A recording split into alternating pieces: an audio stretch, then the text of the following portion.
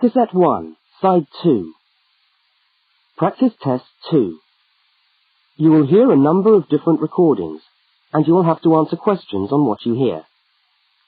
There will be time for you to read the instructions and questions, and you will have a chance to check your work. All the recordings will be played once only. The test is in 4 sections. Write all your answers in the listening question booklet. At the end of the test, you will be given 10 minutes to transfer your answers to an answer sheet. Now turn to section 1 of your question booklet.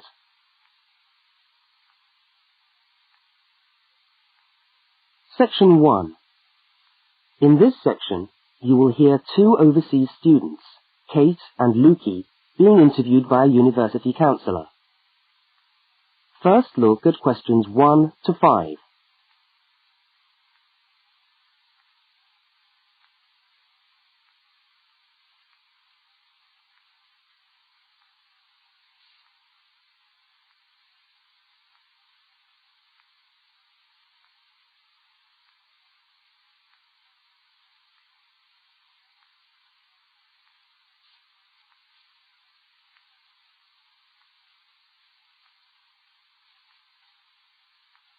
You will see that there is an example which has been done for you. On this occasion only, the conversation relating to the example will be played first.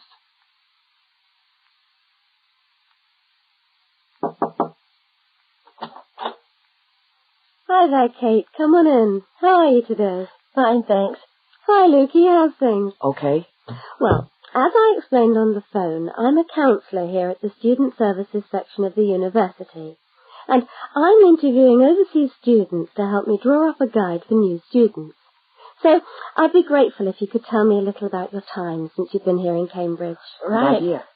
Now, Kate, let's start with you. Okay. This is your 2nd semester, isn't it? Could you tell us something about your first impressions of the town when you arrived? Yeah.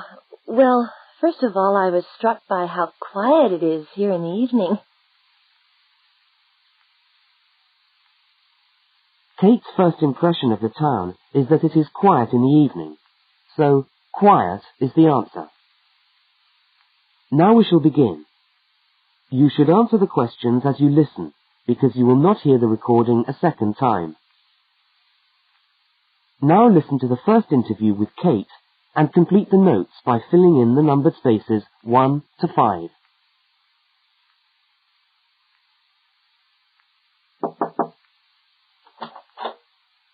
Hi there, Kate. Come on in. How are you today?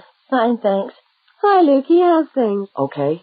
Well, as I explained on the phone, I'm a counsellor here at the Student Services section of the university.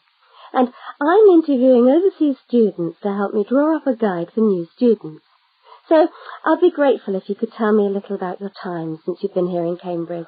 Right. Yeah. Now, Kate, let's start with you. Okay. This is your 2nd semester, isn't it? Could you tell us something about your first impressions of the town when you arrived? Yeah. Well, first of all, I was struck by how quiet it is here in the evening. Yeah, I suppose Cambridge is a quiet place. Where did you live when you first arrived?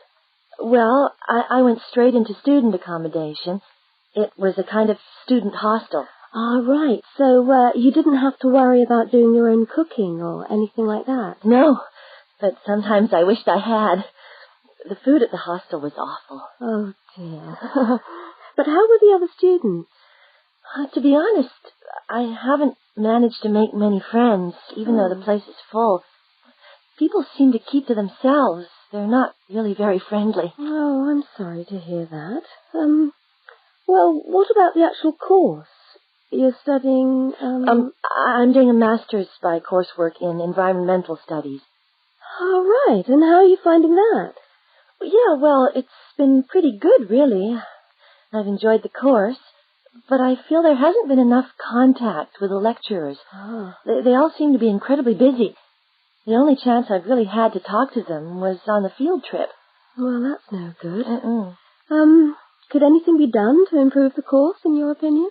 Well, I think it would be helpful to have meetings with lecturers on the course, say once a fortnight, something like that. Regular meetings. Yes, that could certainly help. Now, Kate, we'll come back to you in a minute, but I'd just like to ask Lukey some questions. Before they continue the interview, look at questions 6 to 10.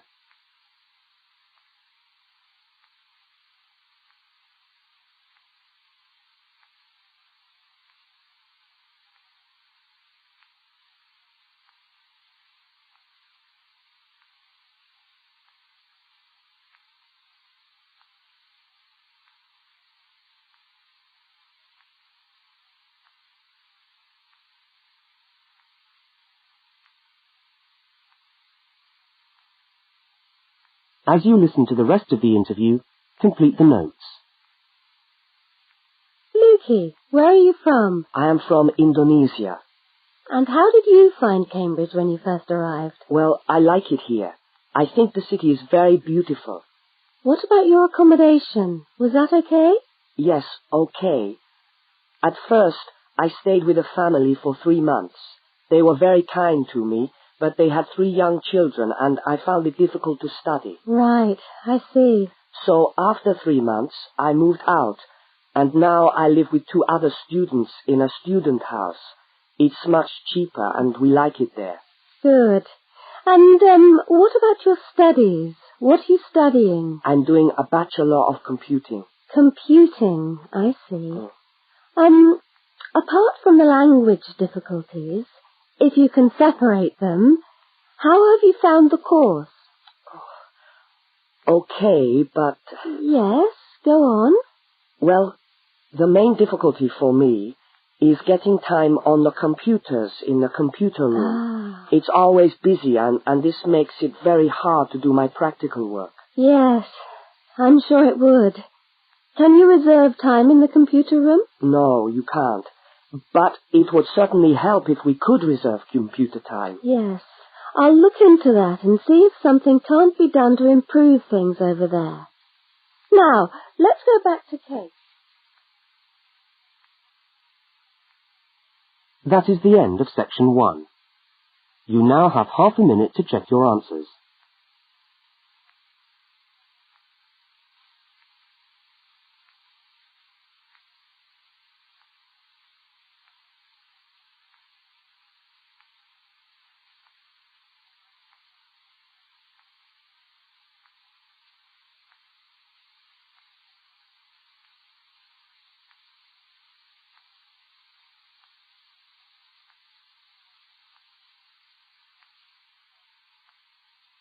Now turn to section 2.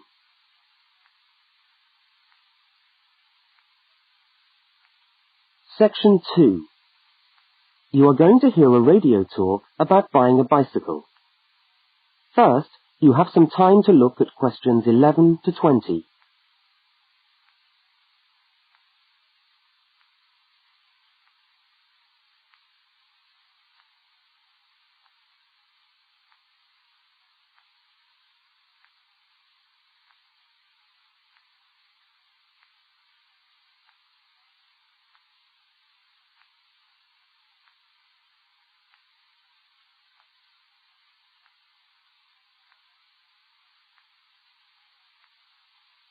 Now listen to the first part of the talk and complete the notes by filling in the numbered spaces 11 to 20. Well, last week we talked about buying camping equipment, and today I'd like to talk to you about buying a bicycle. A simple enough exercise, you might imagine, but there are lots of things to look out for to make sure you get the best deal for your money. Well, the range of bicycles is enormous. There are racing bikes, touring bikes, mountain bikes, or just plain ordinary bikes for riding around town. They vary enormously in 2 basic ways: price and quality. This means that the choice you make will probably be determined by the amount of money you want to pay, your own personal needs, what is actually available, or a compromise of all 3 things. However, in broad terms, you can spend anything from $50 to $2,000 on a bike, so you'll need to know what you're looking for. Single-speed cycles, that is bikes with no gears, are really only suited to short, casual rides. Their attraction is their simplicity and reliability. After years of neglect, they still manage to function, though not always too efficiently. If it's basic transport you're after, then you can't go wrong. 3-speed cycles, on the other hand, are all that is really necessary for most town riding, going to the shops and things like that. Like the single-speed bike, they're simple and reliable. If you are going to be going up and down lots of hills, then you'll probably want something more efficient. 5 and 10-speed bicycles are best suited to riding over long distances or hilly terrain, and to serious touring. So if it's serious touring you're interested in, get a 5 or 10-speed bike. However, it's worth remembering that the difference in price between a 5 and 10-speed cycle is usually very little, and so it's well worth paying that little bit extra to get the 10-speed one. So I would tend to recommend the 10-speed bike as the price is similar. However, you'll be getting better quality components. Now the next thing we need to look at is size. Buying a cycle is like buying clothes. First of all, you find the right size, and then you try it on to see if it fits. Contrary to what you might imagine, the size of the cycle is not determined by the size of the wheels, except in children's cycles, but by the size of the frame. So you'll need to measure the length of your legs and arms to get a frame that is the right size for you. Well, that's all from Helpful Hints for today. That is the end of section 2. You now have half a minute to check your answers.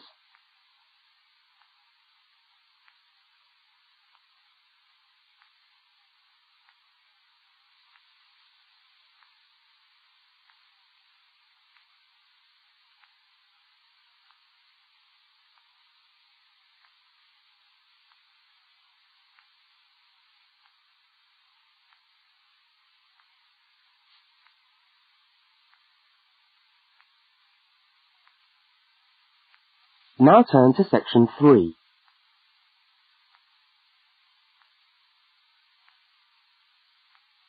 Section 3.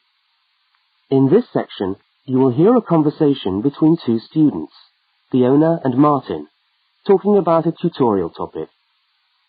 First, look at questions 21 to 24.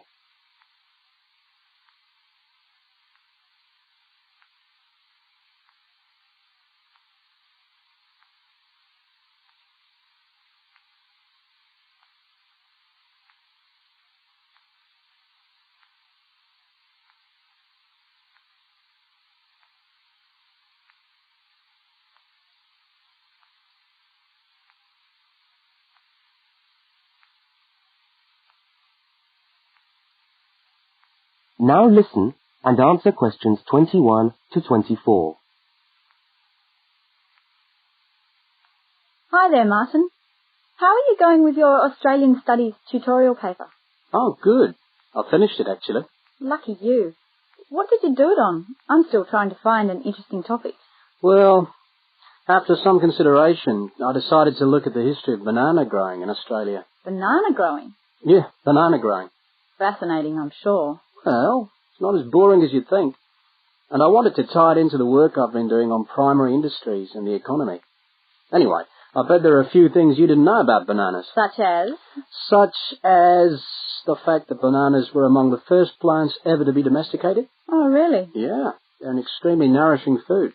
I suppose you're going to tell me the whole history of banana growing now, aren't you? Well, it'll be a good practice run for my tutorial next week. I'll do the same for you sometime. Okay, fire away. So where were these bananas first domesticated? According to my research, the Cavendish banana, which is a type of banana, and the first type to be cultivated here, actually originated in China, but they had a fairly roundabout route before they got to Australia. You mean they didn't go straight from China to Australia? No, they didn't. It seems that in 1826, bananas were taken from South China to England. I suppose they'd have made a welcome addition to the English diet. Yes, I'm sure. Well, apparently there was an English duke who was particularly fond of bananas, and he used to cultivate them in his hothouse, which is where you have to grow them in England, of course, because of the cool climate. And they became quite popular in the UK. So he was the one responsible for cultivating the Cavendish banana, which was then introduced into Australia. I see, and we've been growing them ever since. Yeah. Now look at questions 25 to 32.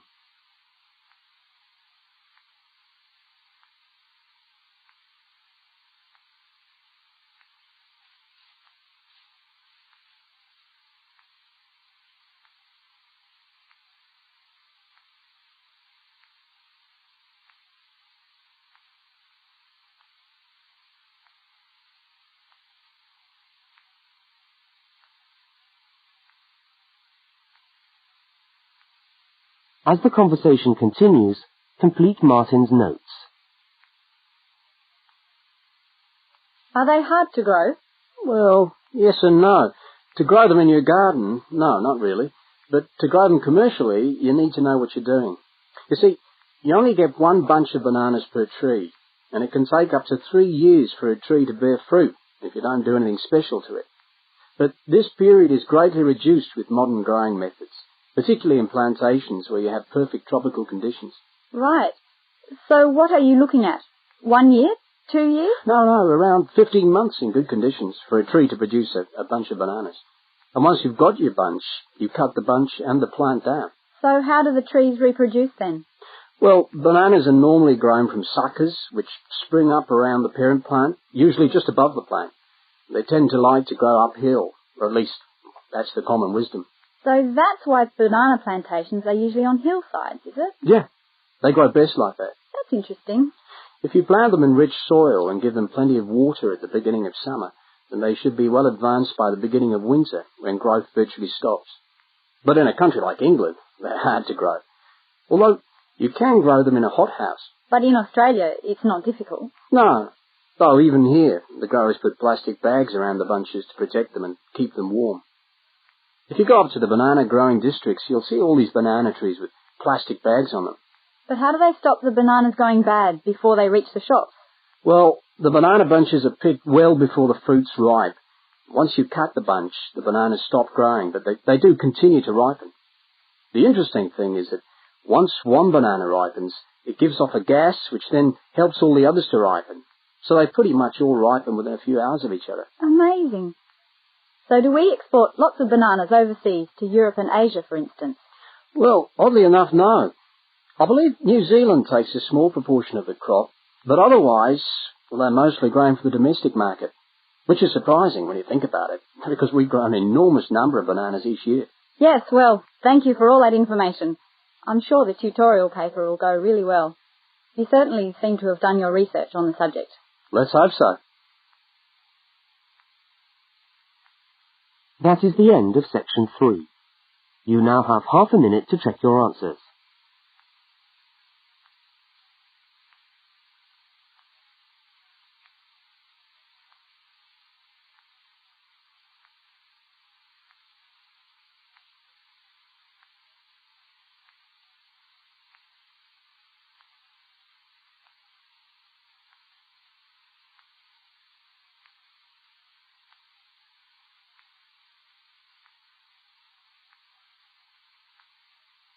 Now turn to section 4.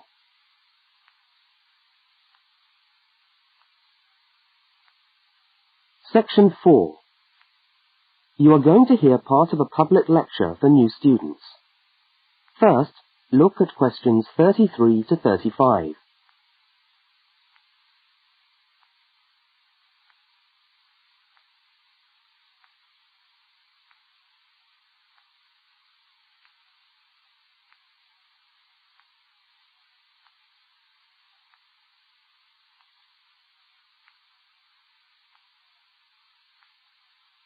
Now listen and answer questions 33 to 35.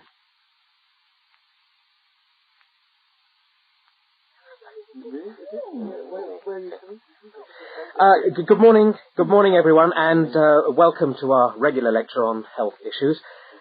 This series of lectures is organised by the Students' Union and is part of the Union's attempt to help you, the students of this university, to stay healthy while coping with study and social life at the same time. So, it's a great pleasure for me to welcome back Ms. Diane Greenbaum, who is a professional dietitian and who has been kind enough to give up her time in what I know is a very hectic schedule to come along and talk to us today. Thank you. Thank you very much, John. May I say it's a pleasure to be back.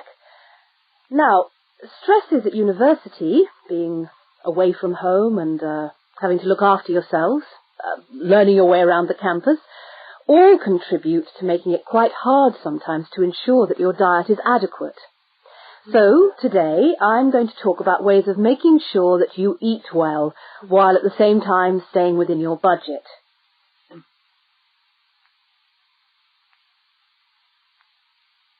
Now look at questions 36 to 41.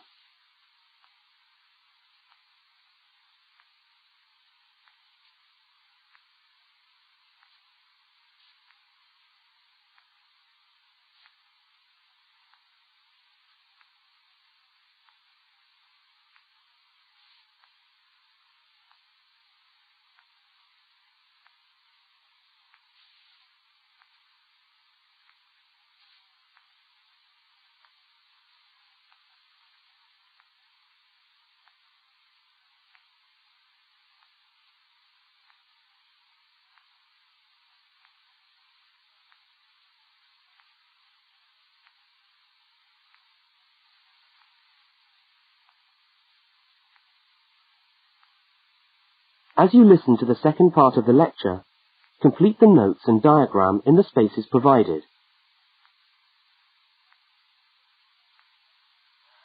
If you have a well-balanced diet, then you should be getting all the vitamins that you need for normal daily living. However, sometimes we think we're eating the right foods, but the vitamins are escaping, perhaps as a result of cooking, and anyway, we're not getting the full benefit of them.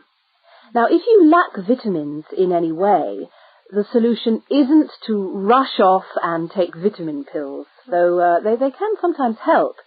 No, it's far better to look at your diet and how you prepare your food. So, what are vitamins?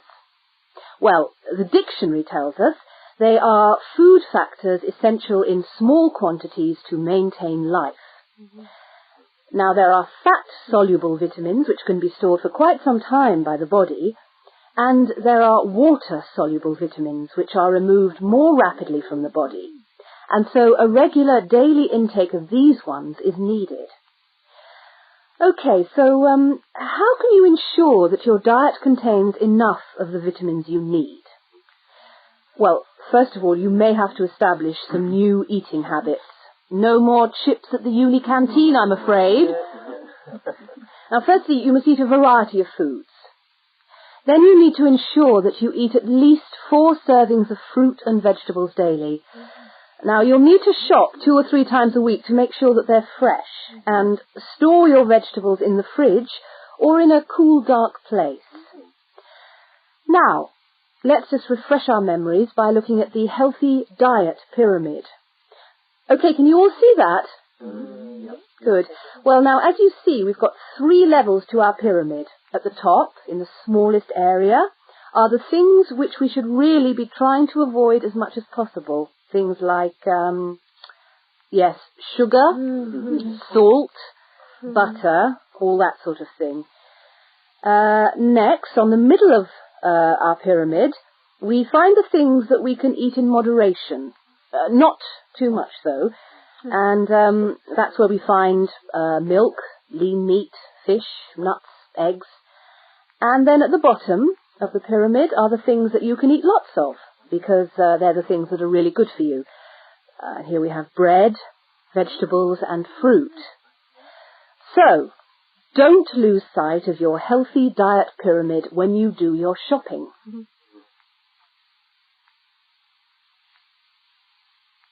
That is the end of section 4. You now have half a minute to check your answers.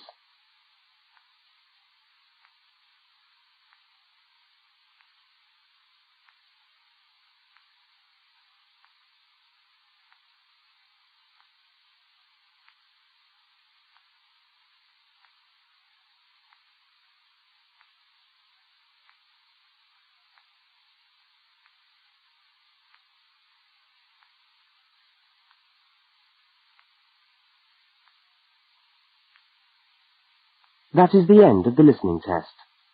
You now have 10 minutes to transfer your answers to the listening answer sheet.